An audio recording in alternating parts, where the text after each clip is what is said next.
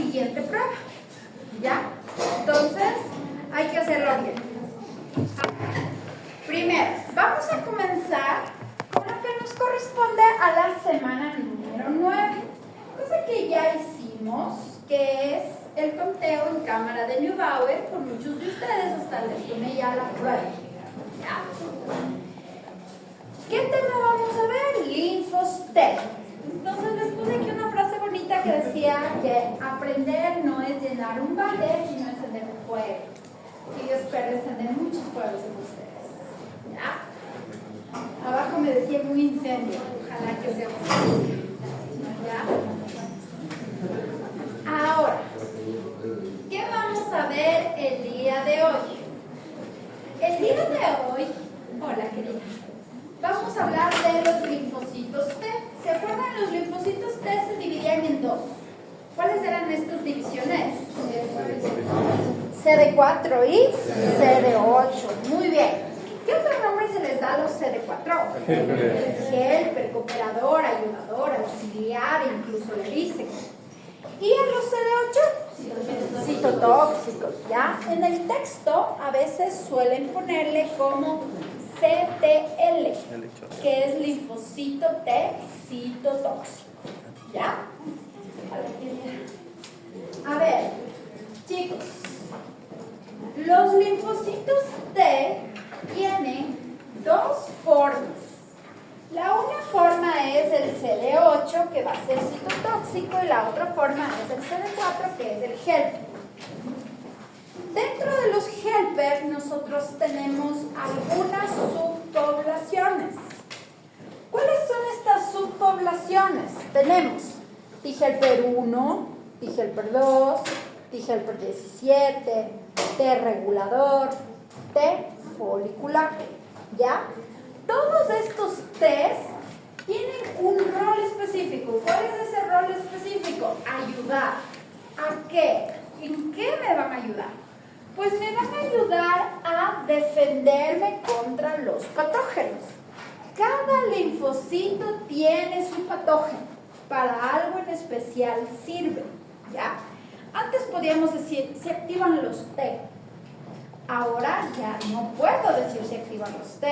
Tengo que decir, se activa el T-helper 1, el 2, el folicular, el regular. Ahora, ¿cómo actúan estos T-helper? Pues hacen muchas cosas. Algunos estimulan a la inmunidad innata, estimulan la fagocitosis. Otros activan el reclutamiento leucocitario. Los T foliculares, por ejemplo, activan a los linfos B. Entonces, chicos lindos, ¿cuál es la clave de esto? Saber qué linfocito está en cada caso. Y es por eso que ustedes se van a acordar de microbiología. Aquí depende mucho el tipo de patógeno. Si es bacteria extracelular, si es intracelular, si es hongo, si es metazoo, si es protozoo. Entonces, aquí sí tienen que saber que E. coli es bacteria extracelular y que la respuesta a E. coli va a ser totalmente diferente a la del COVID. ¿Ya? Porque si no sé eso, la respuesta va a estar mal. ¿Ya? Ahora, chicos lindos, verán. Voy a poner esto así.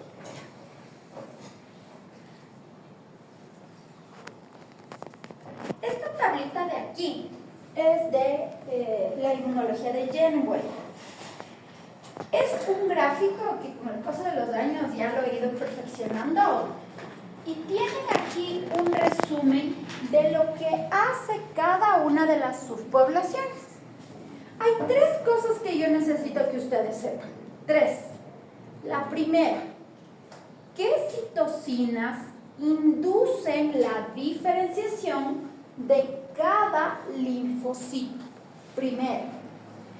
Segunda, ¿qué citocinas produce cada linfocito? Son distintas. Tercera, ¿qué célula activa el linfocito. Ya, 3 cositas. Pero eso sí les voy a pedir, chicos, que se aprendan, pero así como el Padre Nuestro. O sea, hay que saberse, porque si ustedes no tienen claro qué produce cada cosa y qué hace cada cosa, cuando ya veamos inmunidad contra microorganismos, va a estar en chino. ¿Ya? Ahora, comencemos con TGLP1, ¿ya? TGLP1, chicos, es producida siempre que en el medio haya 2 citoquinas. ¿Cuáles? Interleucina 12 e interferón gamma. Esas 2 citoquinas inducen la diferenciación de TGLP1. Todos los linfocitos van a requerir una citoquina que les ayuda a proliferar. ¿Cuál es? ¿Cuál es la citoquina que hace que todos los linfos proliferen? La 2. ¿Sí? La 2. Ahora, cuando ya me he activado con la interleucina 12 y con el interferón gamma, voy a secretar mi citoquina clásica. ¿Cuál es la clásica del TGLP1? Interferón gamma. Entonces ustedes dirán, entonces necesita y produce. Claro, es autocrina. Yo la produzco y yo la reconozco. ¿Ya? Ahora, ¿qué célula activa? A los macrófagos. Esa es la célula que activa. ¿Y qué proceso estimula? La INOS. ¿Se acuerdan la INOS? ¿Qué proceso era la INOS? La fagocitosis. Muy bien, Fer, la fagocitosis. Entonces, ¿para qué me va a servir TGLP1? Para cualquier microorganismo que sea persistente dentro del macrófago. Bacteria intracelular. Ejemplo, micórdices. Ejemplo, las leishmanias. Ejemplo, las listerias. ¿Sí? Todo lo que viva dentro y persista dentro de un macrófago o de una célula, voy a requerir ¿de qué? De TGLP1. ¿Ya? Hasta ahí. ¿Está claro TGLP1? Ya. Ahora, vamos a TGLP2, chicos lindos. Verán, TGLP2, para diferenciarse, necesita una citoquina, interleucina 4. Ya, solo la 4. Cuando hay presencia de interleucina 4, se diferencia en TGLP2, que produce interleucina 4, 5 y 13. 4, 5 y 13. Citoquinas clásicas ¿de quién? TGLP2. TGLP2 va a producir estas 3 citoquinas y va a activar al trío del mal. ¿Cuál era el trío del mal? Eosinófilos, basófilos y mastocitos. ¿Qué hace la interleucina 4? Hace que cambie de isotipo, deje de producir IgG y produzca IgE. ¿Ya? ¿Qué hace la 5? La 5 activa eosinófilos y mastocitos. ¿Y qué hace la 13? La 13 hace que empiece a producir moco. ¿Por qué moco? ¿Para qué moco?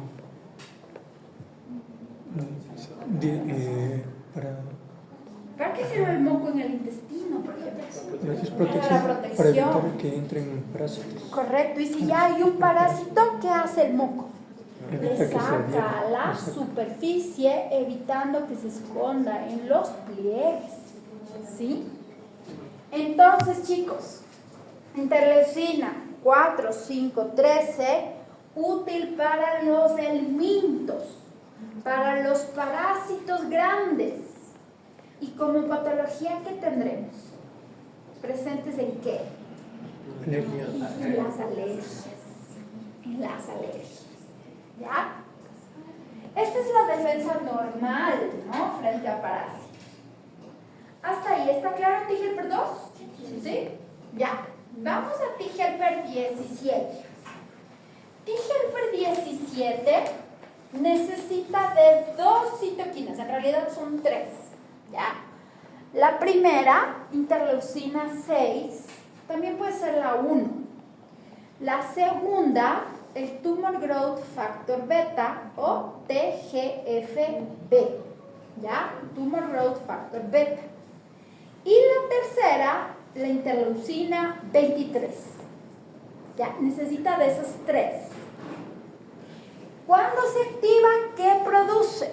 Produce interleucina 17, 21 y 22. ¿Qué células activa? Neutrófilos. Por lo tanto, ¿frente a qué me protegerá? ¿Frente a qué? Bacterias extracelulares y hongos extracelulares. ¿Ya? ¿Qué hace la interleucina 17? Activa los neutrófilos. ¿Qué hace la 21 y la 22? Produce péptidos antimicrobianos que degradan, que rompen las membranas de las bacterias. ¿Sí? Uy, ¿qué pasó? Ya. ¿Está claro el 17? Sí. Ahora, vamos al folicular. El T folicular ustedes ya conocen, porque ya lo tratamos en la activación del linfos B de manera dependiente. Entonces, el T folicular se produce por muchas señales, ¿ya? ¿Se acuerdan que nosotros decíamos MHC2, péptido, TCR, CD4? Moléculas coestimuladoras, CD40, CD40 ligando. Y luego hablábamos y decíamos citocinas, o sea, citocinas, un montón. Por eso no es que hay un grupo de citocinas que le diferencien, hay muchas. Pero hay una característica que producen los T foliculares. ¿Cuál es? La interleucina 21. La interleucina 21 es característica del T folicular. Aunque también hay otra, que es el interferón gamma. También es clásica de las T foliculares. ¿A quién activan las T foliculares? Pues ustedes ya saben, a los linfos B. ¿Y qué hace el linfo B? 3 cosas. Maduración de afinidad, cambio de isotipo y memoria inmunológica. ¿Ya? Hasta ahí. ¿Esto frente a qué me defenderá? Pues me defenderá frente a todo. ¿Ya? Frente a todo, porque esto es una respuesta de activación de linfos B. ¿Ya? Ahora, el último, T-regulador. ¿Ya? T-regulador, chicos lindos, es la policía de la inmunidad. ¿Sí? No sé si es un meme o un TikTok de que llega la policía. ¿Han escuchado? Sí. Ya, así acuérdense, como cuando llega la policía, llegan estos. Ya. Esta policía lo que va a producir es 2 citoquinas. Tumor Growth Factor Beta e interleucina 10. Pero la pregunta es, ¿y quién los produce? Pues es una gran pregunta para la cual todavía no tenemos respuesta. ¿Sí? No se sabe. Hay algunas hipótesis de en dónde se activaron, qué tipo de antígeno recibieron, si fue una célula medular epitelial tímica, si fue un macrófago, pero todo eso está todavía en investigación. Un dato específico no les puedo dar. Lo que sí les puedo decir es que producen 2 citoquinas. Tumor Growth Factor Beta y la interleucina 10. ¿Qué hace la 10. ¿Sí?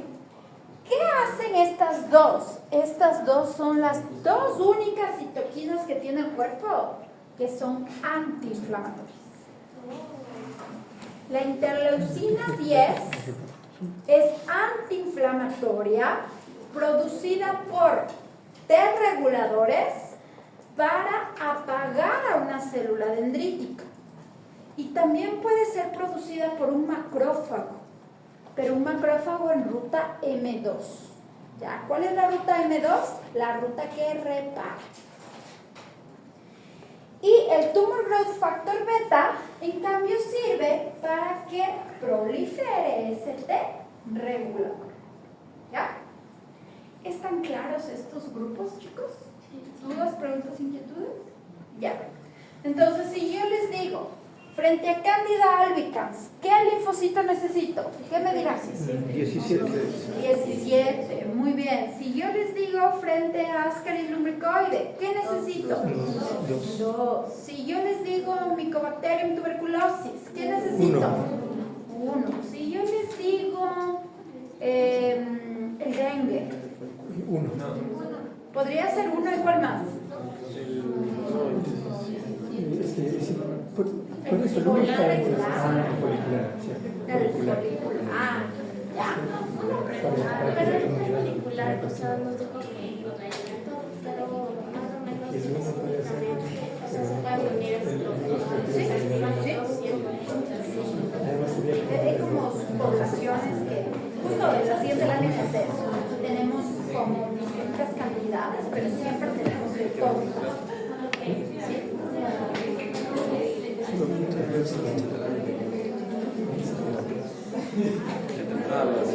Ahora, verán, este gráfico de aquí, en cambio, es de habas. Y dice exactamente lo mismo que yo les dije. Pero añade una cosa más, un tema más. Y es lo patológico. Entonces, ustedes ya me dijeron, lo patológico de una T-helper-2 es la alergia. Lo patológico de una T-helper-1 es la inflamación crónica. Que esa inflamación crónica lleva a la autoinmunidad. Lo patológico de un T-helper 17 es igual a autoinmunidad y la inflamación. Y de T-helper 17, chicos, es el peor linfocito que se nos puede estar activando. La psoriasis, la esclerosis múltiple, la artritis, todo eso está asociado a T-helper 17. ¿Ya? Ahora, T folicular. Si hay un error en T folicular, yo voy a tener autoanticuerpos. Anticuerpos que atacan a lo propio. Muy común en el lupus. ¿Ya? Muy común en el lupus. Ahora, chicos, verán. Justo la Cami me preguntaba y me decía, ¿y pueden haber dos? De hecho, deben haber. ¿Ya? ¿Por qué? Porque yo puedo tener un parásito y puedo tener bastante de T-helper-2, pero eso no implica que no tenga de T-helper-1, de T-helper-17 ni de T folicular. Yo voy a tener una distribución, tal vez uno más que el otro, pero una distribución de todos. ¿Ya? Esa es la respuesta normal. Pero ¿cuál será el problema si se me ocurre solo producir T-helper-2 o solo producir T-helper-1? ¿Habrá problema o no habrá problema? ¿Por qué? Pueden entrar otros microorganismos. Pueden entrar otros microorganismos. ¿Qué otra cosa? No hay diversidad. Les voy a poner un caso bien interesante donde se ve la importancia de tener una respuesta apropiada. El hecho es que si ustedes tienen un parásito, necesitarían T-helper-2. Y si su cuerpo dice, no, yo voy a producir T-helper-17, No ¿sirve? No. ¿Ah? Entonces, estudiar esto, chicos, es una cosa bien bonita, porque todavía tiene unos huequitos que hay que llenar. ¿Cuál es ese huequito? El conocer la plasticidad. Porque todos estos nacen de uno solo, de un linfo T virgen. Pero ¿qué hace que el 1 se convierta en folicular, en 17, en 2, en 1? Ya vimos, pues, las citoquinas. Pero a nivel molecular no se conoce. Y eso es un tema de estudio, porque si ustedes lograran identificar cuál es la señal, el mensajero, el receptor que induce este cambio, ustedes tendrían un tratamiento. Podrían apagar los TGF-17 y podrían curar enfermedades autoinmunes. Entonces, por eso se estudia.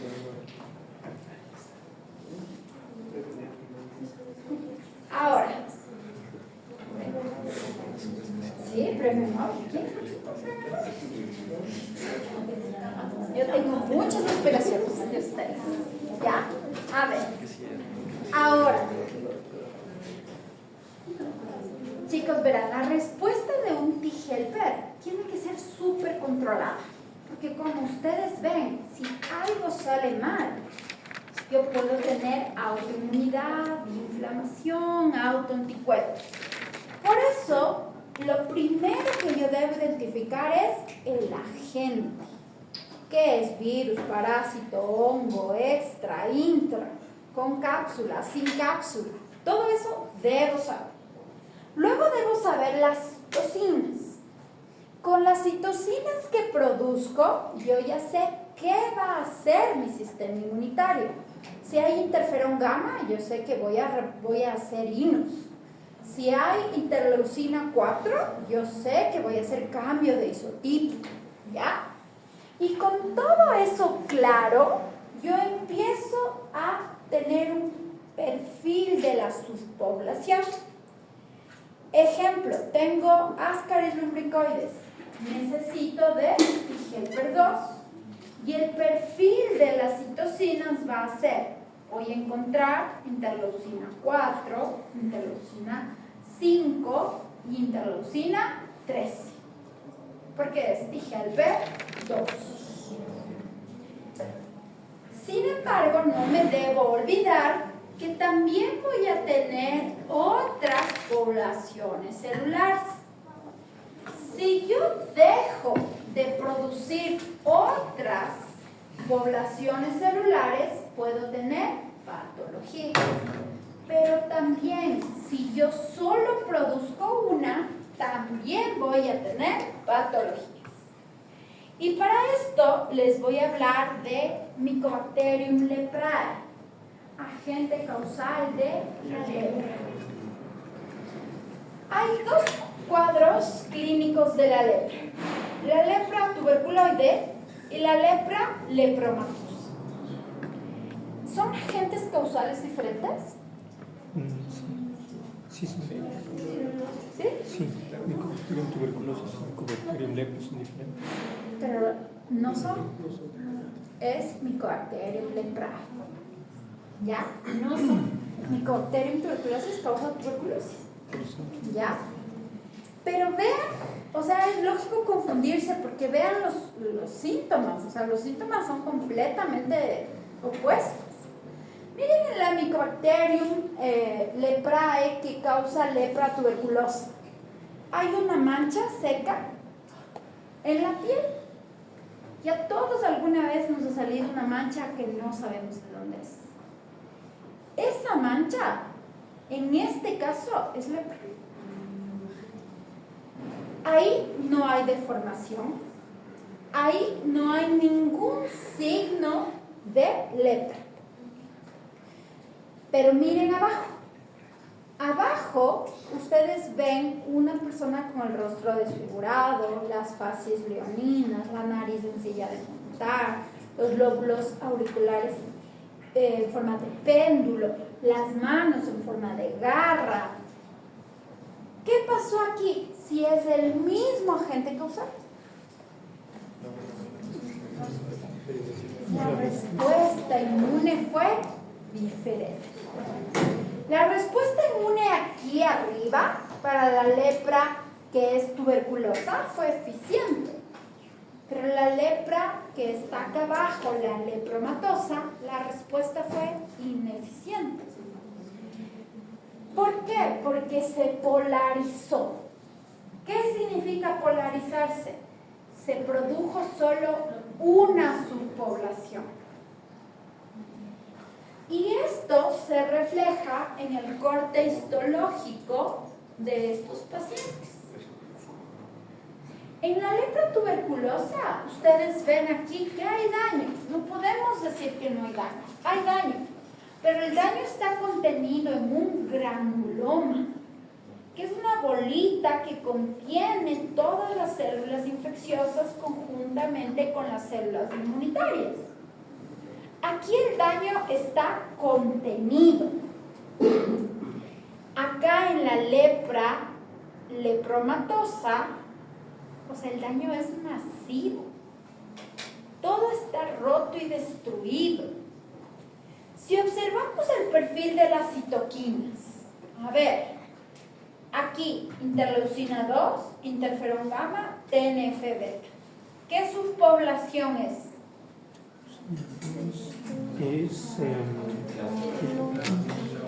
T-helper 1. Y T-helper 1 es la respuesta apropiada frente a un patógeno intracelular. Está bien, esto es lo que yo debería hacer. Pero miren acá, interleucina 4, interleucina 5 e interleucina 10 que uso para reparar. ¿Qué patrón de qué subpoblación es? TGLP 2. TGLP 2. ¿Y qué activaba el TGLP 2? Los Basófilos, eosinófilos, mastocitos. ¿Frente a qué? Parásitos. Esto es un parásito. No. Entonces, ¿qué hice? En vez de contener, destruir. Porque el mastocito, el basófilo y el eosinófilo tienen gránulos llenos de enzimas líticas. Si ustedes cogen y botan eso y no hay parásito, ¿qué creen que daña? El tejido. Ahí está. Y esa destrucción del tejido es, como ustedes ven, a un paciente con lepra lepromatosa. ¿Y cuál de los dos creen que es infeccioso? Lepromatosa. Lepromatosa, porque todo está diseminado. La inflamación está diseminada. Si ustedes ven, en cambio, la producción de anticuerpos, ¿qué tendría una producción de anticuerpos normal, digamos así, dentro de los rangos normales? La lepra tuberculosa. La tuberculosa, porque está contenida la inflamación ¿en qué? En un granuloma. Mientras que si ustedes ven aquí en la lepra lepromatosa los perfiles de inmunoglobulinas, eso está hecho una locura. Porque, ¿qué está diciendo? Hay una inflamación, hay una infección. ¿Cuál es el error? Que yo no debía haberme polarizado hacia T-helper 2. Ese es el error.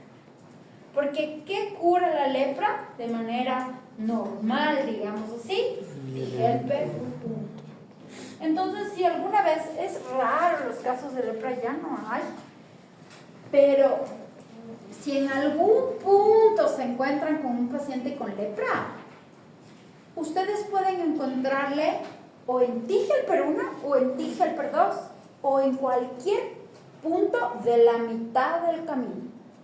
Un paciente con T-helper 1 puede progresar a ser T-helper 2. Entonces, ustedes me van a decir, ¿y cómo clínicamente le diagnostico? ¿Cómo le veo?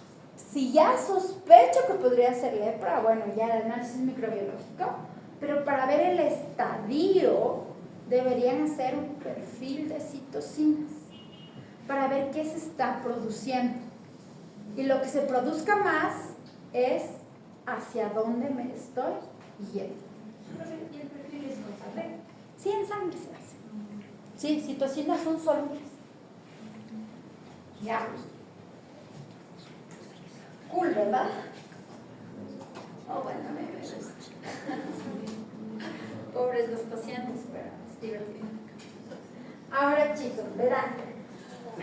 Voy a profundizar en los detalles quisquillosos de la formación de T-helper 1, T-helper 2, T-helper 17.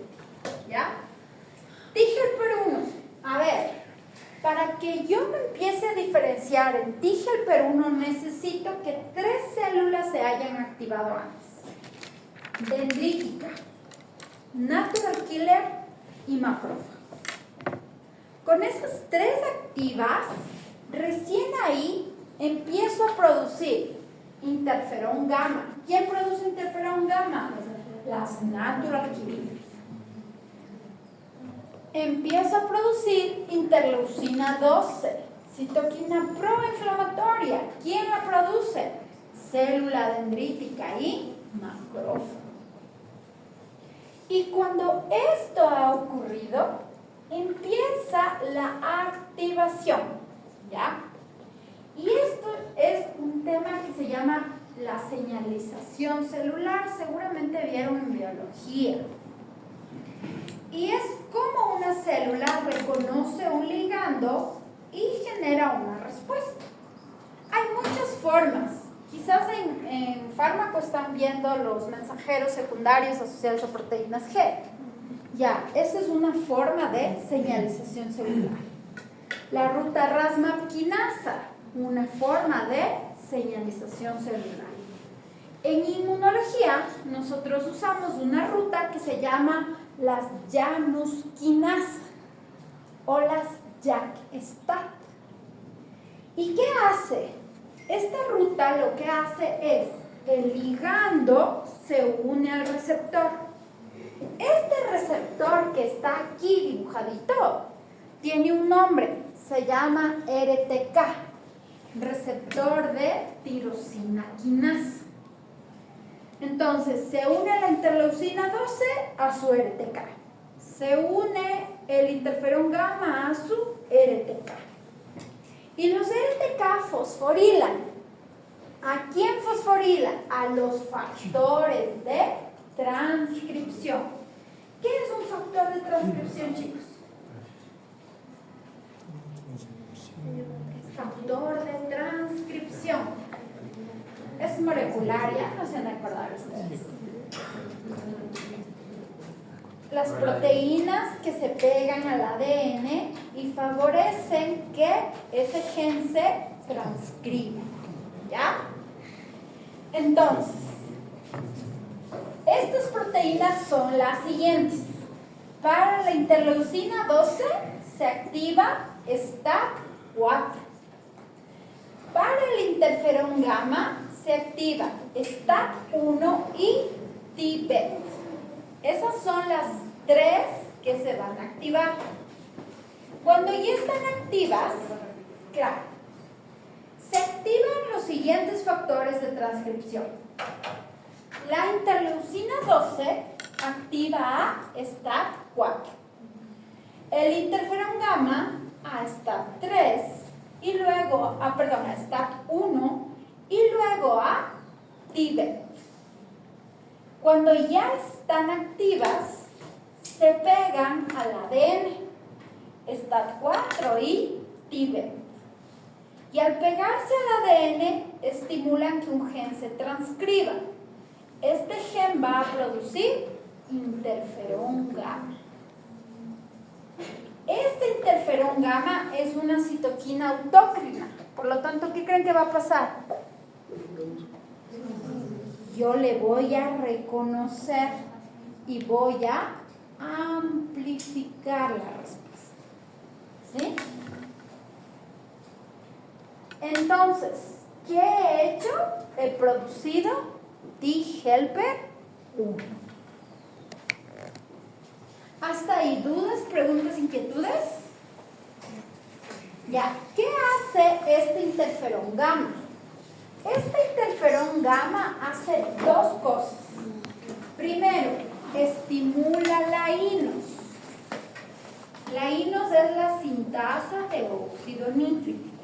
Entonces yo la estimulo en el macrófago. Y lo segundo, voy a estimular el complejo mayor de histocompatibilidad para que se exhiba. porque estoy en problemas, porque tengo una bacteria y no le puedo eliminar. ¿Hasta ahí está claro, Tigelperuno? Ya. Veamos ahora los T foliculares. ¿Por qué quiero que vean los T foliculares? Porque los T foliculares producen también interferón gamma. Entonces, a veces en los casos clínicos que se me ocurre ponerles, les pongo que un T folicular produce interferón gamma. Y ustedes suelen confundirse y me saben poner, entonces hay una bacteria intracelular.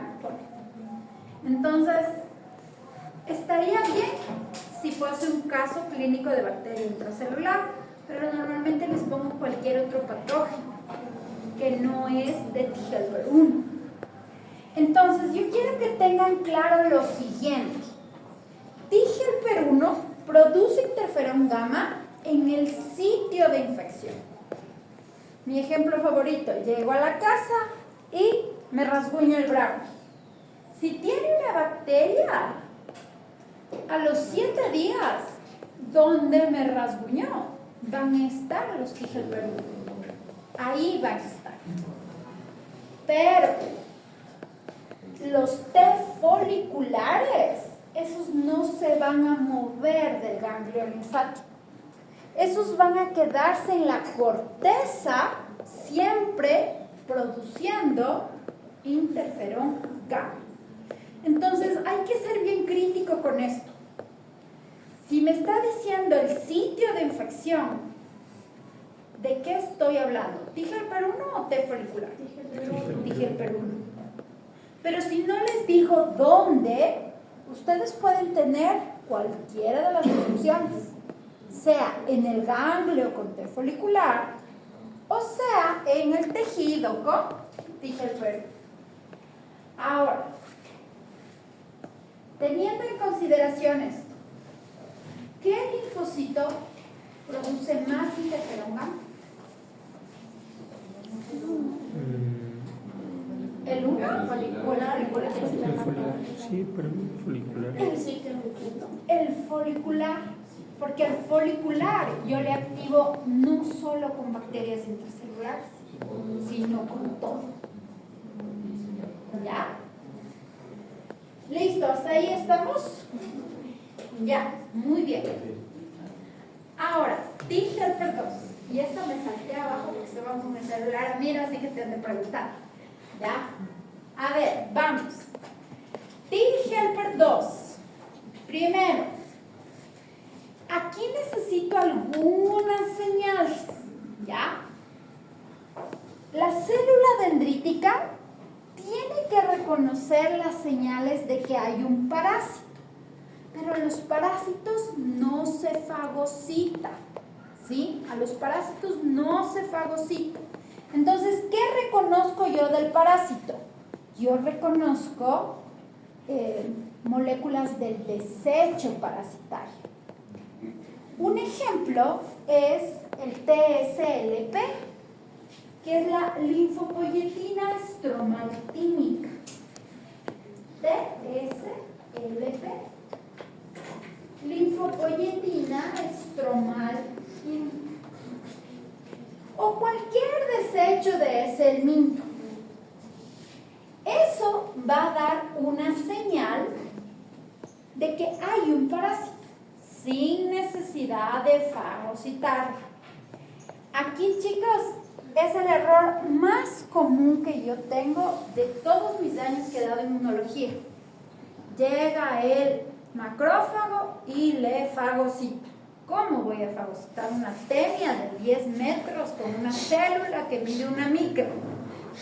¿Ya? Llega el neutrófilo y le fagocita a Ascaris lumbricoides. ¿Cómo? O sea, físicamente no hay cómo. Pero yo creo que ustedes están tan metidos en la cabeza que el primer paso es la fagocitosis, que ese rato se les olvida. Y si yo veo ese error, ya todo está mal. ¿Sí? Todo está mal. Entonces, chicos, ¿Qué reconozco de un parásito? Sus productos de desecho. Eso reconozco. Eso exhibo al linfo-T y después se cree que el mastocito empieza a secretar interleucina 4. Se cree, digo, porque no se ha logrado confirmarlo al 100%. Incluso dicen que los eosinófilos producen interleucina 4. Cuando ya hay esta interleucina 4, se diferencia el linfocito T virgen en T helper 2. Igualito, se activan dos RTKs. El 1 RTK va a activar a STAT6 gracias a la interleucina 4. Y el otro RTK que se va a activar, no se sabe por qué, pero se activa. Y activa a un factor de transcripción que se llama GATA3. Entonces, factores de transcripción de T helper 2, STAT6 y GATA3. Se pegan al ADN y transcriben más interleucina 4, que es autócrina. Yo produzco y yo reconozco. Finalmente, ¿qué termina produciendo T helper 2? Interleucina 4, 5 y 3. ¿Frente a qué me defiende, chicos? El minto. ¿Sí? Los helmintos son parásitos grandes, ¿ya?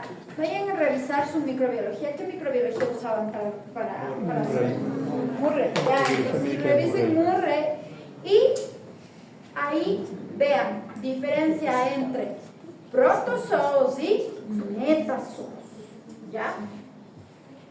Ahora, chicos, ¿qué sucede con T helper 2? Los parásitos son bien difíciles de matar, ¿ya? Por eso es que al final uno dice, no voy a esperar a que mi respuesta inmune actúe, voy a tomar un antiparasitario. Y por eso nos desparasitamos al menos una vez cada año. Este proceso es clave porque al ser tan difíciles de matar los parásitos, yo empiezo a hacer respuestas crónicas. Eso tiene un nombre, se llama hipersensibilidad. Una respuesta exagerada. Estoy tratando de matar a las Ascaris lumbricoides. Yo tengo 200,000 en mi intestino. O sea, por más que yo intente, no voy a lograr acabar con 200,000 Ascaris lumbricoides. Eso tiene una complejidad que es al liberar yo mastocitos, basófilos y eosinófilos, ataco a lo propio y empiezo a liberar todas esas bombas y el intestino se empieza a dañar. Hipersensibilidad retardada, hipersensibilidad tipo 4. Ya vamos a hablar de hipersensibilidades más adelante. De eso, justo de hipersensibilidades y asociación a fármacos, va a ser el trabajo que vamos a hacer en conjunto entre fármacos y... Doctor, una pregunta, ¿y para parásitos más chiquitos? Nos defendemos como si fuese un patógeno intracelular o un virus. Por ejemplo, frente a leishmania o frente a tripanosomas, pero sí es parásito. Sí, sí es parásito. Entonces, como virus o como bacteria intracelular.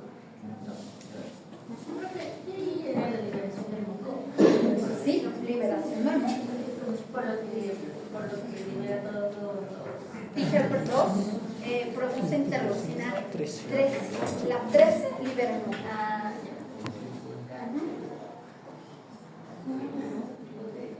Ya, a ver, verán, esta es la primera vez que les voy a poner este gráfico y como estoy cambiando de láminas, espero que ya no les ponga tanto.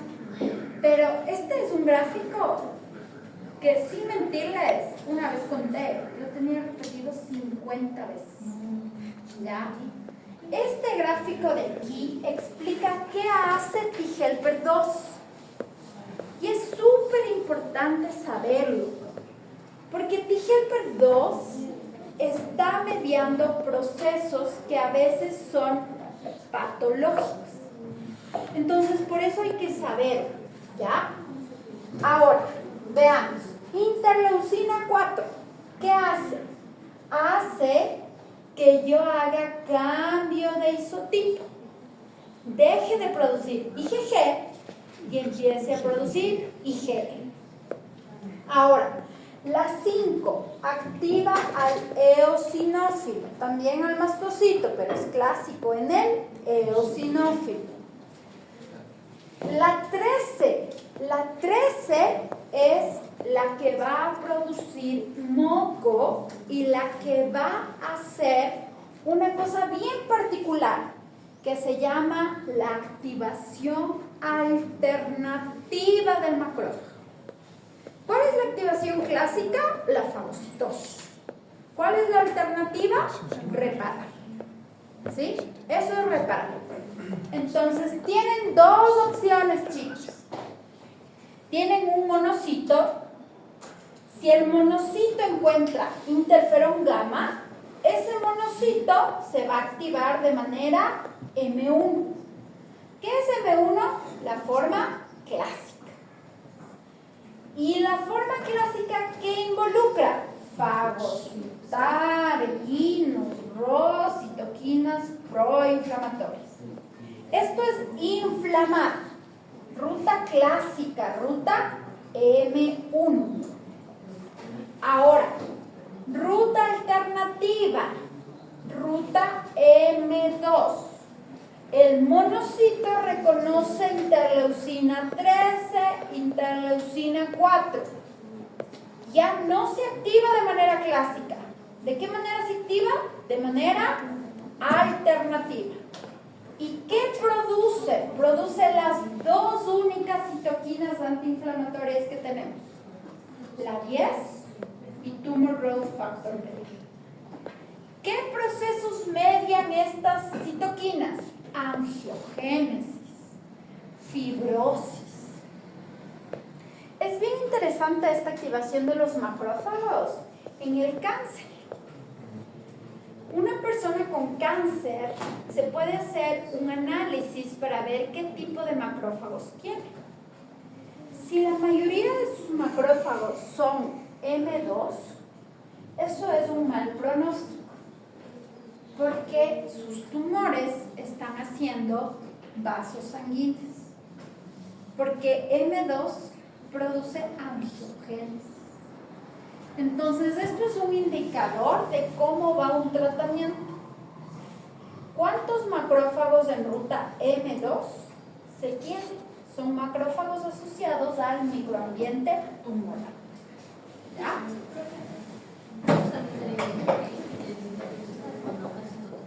Podrías hacerlo, pero de manera más específica tienes que hacer un cambio histológico. Sí.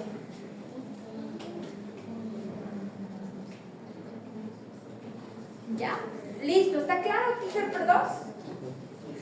Ahora, vamos a TGLP 17, chicos. ¿Se acuerdan qué citoquinas necesitábamos? 6, también puede ser la 1, La 23. el tumor growth factor beta y la 23. Al principio solo necesito la 6 o la 1 y el tumor growth factor beta. La 6 o la 1 es producida por la célula dendrítica. Y el tumor growth factor beta no se sabe. Ustedes me dirán, esta profesora no sabe nada, pero es que es así, no se sabe. ¿Ya? Me podría inventar, pero no es inventarme cosas, es la verdad. ¿Ya? Tumor growth factor beta no se sabe dónde se produce, pero se produce. ¿Ya? Ahora, interleucina 6 y tumor growth factor beta se une al RTK y activan los siguientes factores de transcripción. Interleucina 6 está 3. Tumor Growth Factor Beta, ROR Gamma T. ¿Y esto no les recuerda algo? El ROR Gamma T, el PIB, Sí, esos eran de... el ellos salieron de GATA la 3. ¿A qué les suena? Unas células que veíamos que tenían esto. Eran de la inmunidad. Eran de la inmunidad innata. Ya no me acuerdo cuál. Células linfoideas innatas. ¿Ya? Y aquí ya vayan conectando, chicos, las ideas que luego ya les voy a hablar de eso. Entonces, ya se activan estos factores y se empieza a secretar interleucina 21, que también es autócrina. ¿Ya? Secreta la interleucina 21. Se pega a RTK y uno diría ya está activado porque así pasó con TGL-1 y TGL-2, pero no. Aquí necesito de interleucina 23. Esta 23 es producida también por una célula dendrítica. Entonces, cuando el linfo T ya produce interleucina 21, llega la 23 y ahí sí se activa el TGL-17. ¿Qué produce? 17, 21 y 22. ¿Frente a qué me va a defender? Bacterias y hongos extracelulares. Entonces aquí les puse lo que hacía y les puse algunas enfermedades de importancia, ¿sí? Aunque ya les había mencionado, pero TGL-17 es el principal linfocito T asociado a la autoinmunidad. Por eso a las personas que tienen enfermedad de Crohn, psoriasis, artritis, esclerosis o cualquier autoinmunidad, el tratamiento siempre es un inmunosupresor. Porque tienen que apagar ¿a quién? A estos malvados, a TGL-17.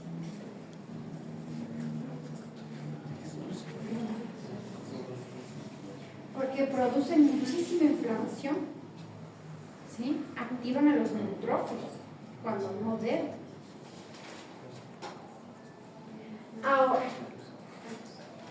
estos de aquí, chicos, son la conexión entre la inmunidad innata y la adaptativa.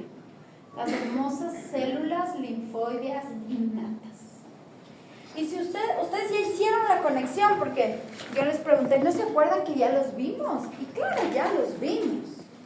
Teníamos células linfoideas innatas tipo 1, tipo 2, tipo 3.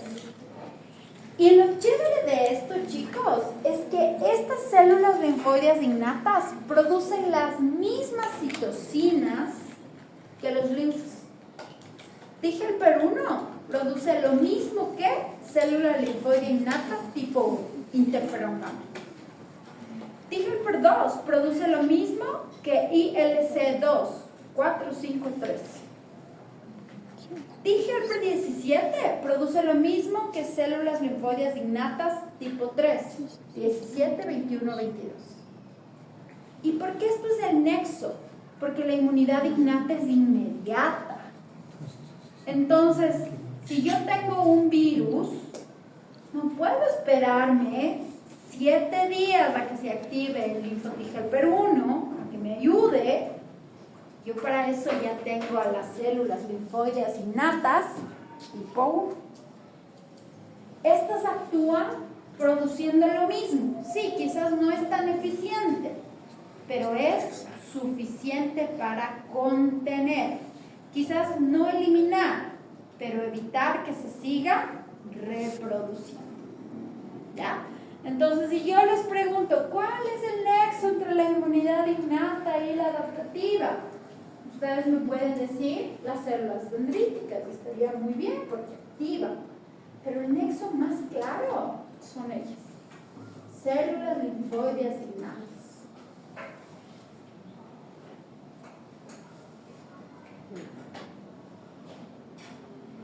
Ahora, como un resumen resumencito general, chicos.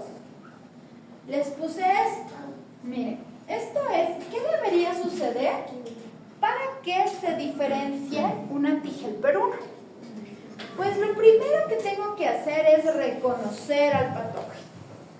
Es decir, tengo que identificar que hay una bacteria intracelular. Segundo, tengo que empezar a secretar citocinas. Dependiendo del perfil que sea, pero en este caso es T-helper1, ¿qué citocina voy a secretar? Y L2. Secretar. A secretar. Uno a secretar. Interferón gamma. ¿Ya? Eso activa a una célula. ¿A qué célula activo? Macrófagos. ¿A qué célula activo? Al macrófago. ¿Y qué le hago que haga ese macrófago? Fagocitosis. La la fagocitosis. Y eso debe ser suficiente para erradicar al patógeno. Si no es suficiente, tengo una enfermedad crónica.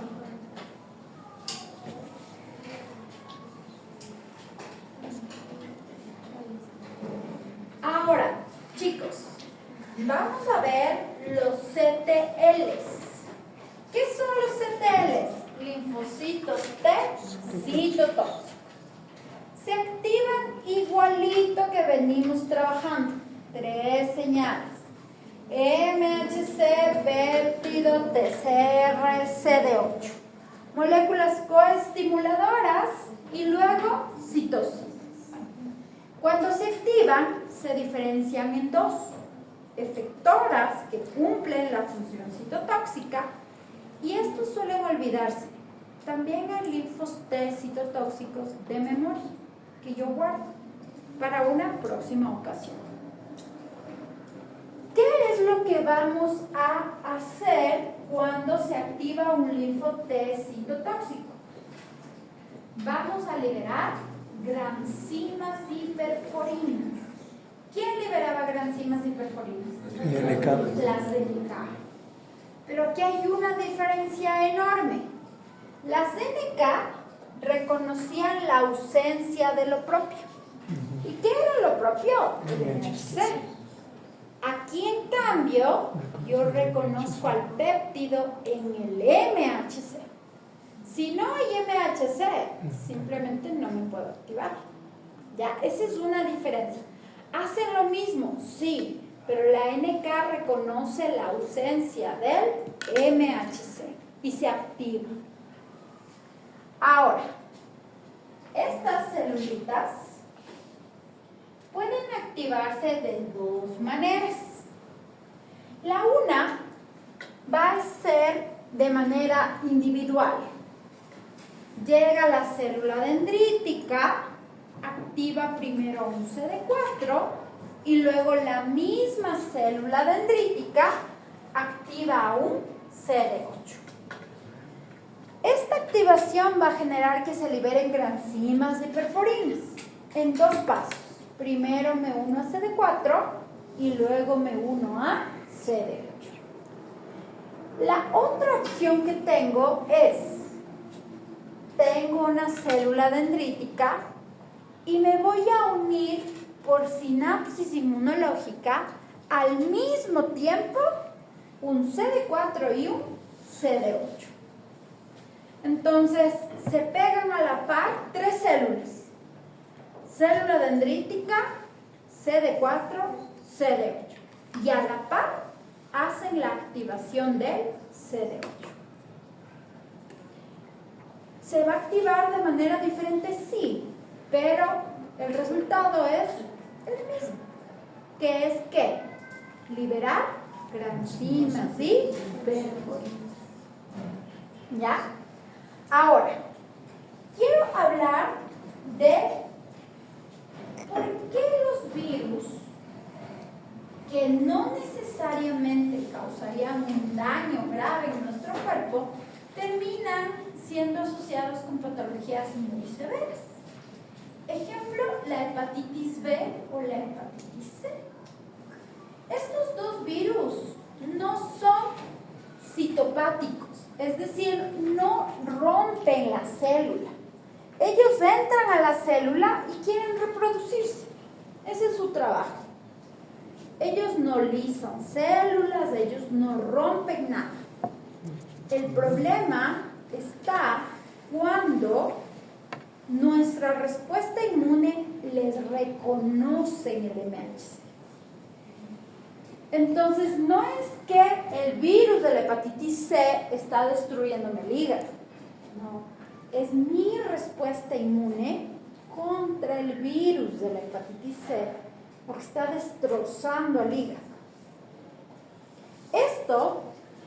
Esta destrucción y esta respuesta del huésped es lo que a las personas con hepatitis B y C les lleva a la muerte por una necrosis o por cáncer, y no es culpa del virus. ¿De quién es culpa? Es culpa de respuesta inmune. Y por eso a estas personas se les da un tratamiento especial que incluye inmunosupresión. ¿Ya? Hasta ahí, ¿dudas, preguntas, inquietudes? Bonito, ¿verdad? Ya. A ver, ahora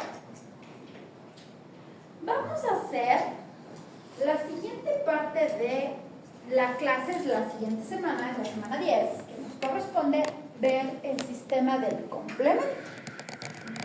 Yo ya les había hablado del sistema del complemento y les había dicho que se activa por 3 rutas: la clásica, la alternativa y la de las lectinas. ¿Sí? Entonces, el día de hoy ustedes van a hacer un trabajito en clase. El trabajo en clase pueden usar computadora, IA, iPad, lo que ustedes quieran, ¿ya? Pero se entrega en hoja, ¿ya? Se hace a mano. ¿Qué tienen que hacer? Ustedes van a, de una manera creativa, didáctica. Hubo alguien una vez que me explicó con pasteles y me dibujaba un pastel y me decía: esto es la C3 y la C3 se corta y le sacaba un pedazo. O alguien me dibujó una vez unas flores a las que le sacaba un pétalo y decía: esta es la C3 y se corta. ¿Ya? Pueden buscar la información en la IA y les va a dar la información en 2 segundos. Pero el trabajo de ustedes es tomar esa información y plasmarla de manera creativa. ¿Ya? Yo tengo que entender que ustedes comprendieron el tema. ¿Ya? ¿Qué van a explicar? Van a explicar cómo ocurre la ruta clásica, cómo ocurre la ruta alternativa y cómo ocurre la ruta de las lectinas. Van a incluir qué moléculas son las que empiezan la ruta y qué moléculas se consideran inhibidoras. Entonces tengo activadores y tengo inhibidores. Y por último voy a poner una patología asociada a la activación de esa ruta. ¿Ya? Yo les voy a poner un videito. Es un poco largo el video, ¿ya? Entonces voy a ponerles el video para que lo vean. No les voy a poner todo, creo que les voy a poner como la mitad. Vean el video, este video les va a dar claridad, es un video bien bonito, bien explicadito. Y ahí hay un detalle importantísimo que es la nomenclatura. Porque el texto que nosotros usamos usa la nomenclatura vieja y ahora ya hay una nomenclatura nueva. Vemos el videito y de ahí ya nos ponemos a hacer el trabajito. ¿Sí? ¿Dudas, preguntas tal vez? ¿Es individual? Es individual. ¿Sí? Es individual.